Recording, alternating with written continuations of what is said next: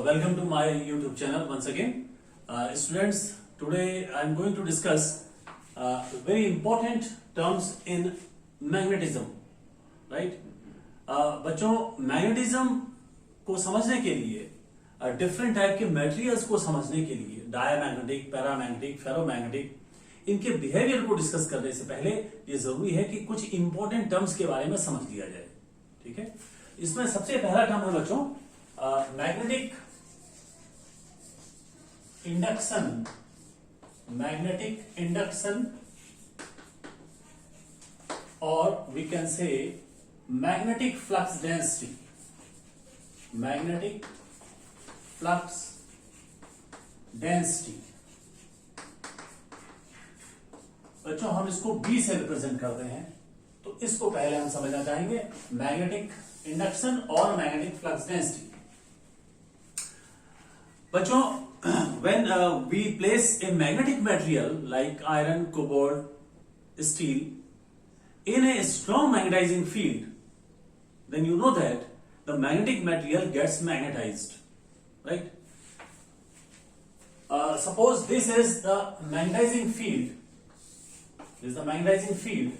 Suppose this magnetizing field is represented by H, and a magnetic material is placed inside it, right? Now what will happen if this magnetizing field is very strong? Then the magnetic material placed inside it may be magnetized. और magnetise कैसे होगा बच्चों, आपको पता ही है कि चूंकि ये मैग्नेटाइजिंग फील्ड इस तरीके से है, तो आप ऐसा मान सकते हो कि नॉर्थ पोल इधर रखा हुआ है, साउथ पोल इधर है, तो नॉर्थ से साउथ लाइन जा रही है, तो नॉर्थ अगर इधर है, then the magnetise pole will be here S and N. ये पोल्स इस तरीके से बनेंगे। ये हम इमेजिनेशन की बात कर रहे हैं, ध्यान रखिएगा। Now because of this magnetizing field, it gets magnetized, and the lines of forces, magnetic lines of forces, इसके अंदर से नॉर्थ से साउथ इस तरीके से जाती हैं, इस तरीके से मैग्नेटिक लाइन्स फोर्स बनेंगी। लेकिन ये बच्चों, ये जो मैं डिस्कस कर रहा हूं, this is purely imagination, imagination की बात कर रहा हूं केवल, क्योंकि कोई भी लाइंस कट नहीं करेंगे इस तरीके से, रिजल्टेंट इस तरीके से नहीं बनता। ये तो इमेजिनेशन कर रहे हैं अलग अलग। Now you see that when it is magnetized, then we say that the intensity of magnetization is I. I is intensity of magnetization inside the magnetic material. H is magnetizing field, right? Now what is the resultant modified magnetic field? ये तो imagination है, real picture नहीं है।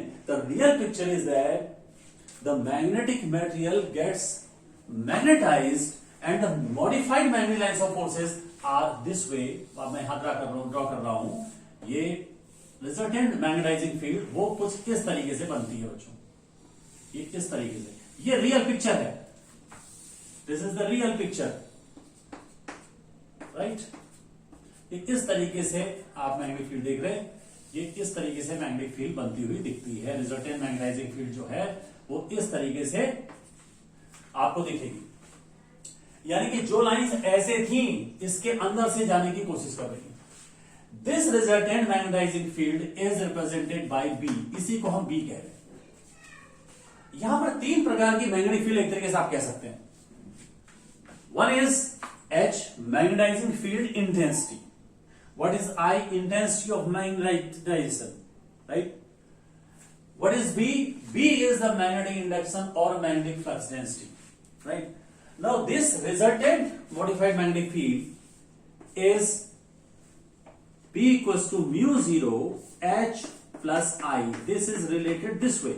You remember this formula. B equals to mu 0 H plus I. Mu 0 is permeability of free space. Its value is 4 pi into 10 power minus 7. Right? This was the first term. You should be very clear about this term. Now the next term, जो इन्हीं से निकल के आया, that is what is H, right? और H को हम यहां पर बच्चों कह रहे हैं मैग्नेटाइजिंग फील्ड इंटेंसिटी और मैग्नेटिक इंटेंसिटी, राइट? इसकी बात कर लेते हैं। मैं यहां पर लिख देता हूं मैग्नेटाइजिंग फील्ड ऑफ इंटेंसिटी या magnetizing field intensity, magnetizing field intensity और मैग्नेटिक इंटेंसिटी। और magnetic intensity that is represented by I. I से रिप्रेजेंट कर रहे हैं इसको, और कैसे हम जो है इसको हम एस से रिप्रेजेंट कर रहे हैं, this is represented by H. Now how can we define H? H बच्चों जो है उसको हम डिफाइन करते हैं इस फॉर्मूले से, H equals to N I by L. H equals to Ni by L. How can we define it? We can define it as the number of ampere turns per unit length of a solenoid to produce the required magnetic field. Right? What is N? N number of turns. I is current. Ni मिला के क्या हो गया? Number of ampere turns. L is the length of the solenoid. एक solenoid अगर है जिसकी length L हो, I करंट पास करा दी जाए, नंबर ऑफ टर्न्स हैं, तो जितनी मैग्नेटिक फील्ड प्रोड्यूस होगी that is we define as the magnetizing field intensity और magnetic intensity. What will be its unit? Right, very important point. Unit क्या होगी? Ampere metre minus one. Unit will be ampere metre minus one. Right, now second term we will discuss here the intensity of magnetisation. The intensity of magnetisation, intensity of magnetization, that is defined by I. What is I? The intensity of magnetization, you know that when a specimen is placed in a magnetizing field, it gets magnetized, and the intensity of magnetization produced in the magnetic material is defined as the magnetic moment developed in it per unit of its volume. That is I equals to m upon v. M is magnetic moment, v is volume. Unit क्या होगी बच्चों? बहुत easy है, M की unit आपको पता है। M का एक फॉर्मूला था NIA, यानी कि एम्पियर मीटर स्क्वायर, और यहां से मीटर क्यूब, तो ampere metre square upon metre cube क्या हो जाएगा? Ampere metre minus one. Unit will be ampere metre minus one. So remember that here H and I have the same units. H और I की same unit है, ये याद रखिएगा। Right, so these are the three terms. You must be very clear about these terms, and the next term I am going to discuss that the permeability of a substance. Permeability of a substance. तो बच्चों अगला term जो है हमने जो समझना है that is permeability of magnetic material. इसको हम डिस्कस करने वाले हैं। तो ये कुछ डेफिनेशंस हैं बच्चों, आपको याद रखनी है, बहुत फ्रीक्वेंटली यूज होंगी ये। Permeability, permeability of specimen, and we denote it by mu. What is mu? Mu equals to B upon H. ये फॉर्मूला बच्चों आपको याद है। What is B? B is the magnetic intensity or magnetic flux density. What is H? Magnetizing field intensity. So the permeability of a substance, permeability of a specimen is defined as the magnetic induction to the magnetizing field intensity. Right? Unit इसकी बच्चों होगी, और unit आप निकाल सकते हैं। B की कई यूनिट मैंने बता रखी है, टेस्ला है, newton ampere metre minus one है, वेबर पर मीटर स्क्वायर है, और H की आपको पता ही है एम्पियर मीटर माइनस वन है। तो अगर इसकी यूनिट निकाल ले हम ऐसे कर दे, newton ampere minus one metre minus one upon इसकी यूनिट क्या है बच्चों? Ampere metre minus one. तो क्या हो जाएगी इसकी unit? Newton ampere minus two will be its unit mu की। ठीक है, now relative magnetic permeability, relative magnetic permeability, relative magnetic permeability, and we denote it by mu r, and mu r equals to mu upon mu zero.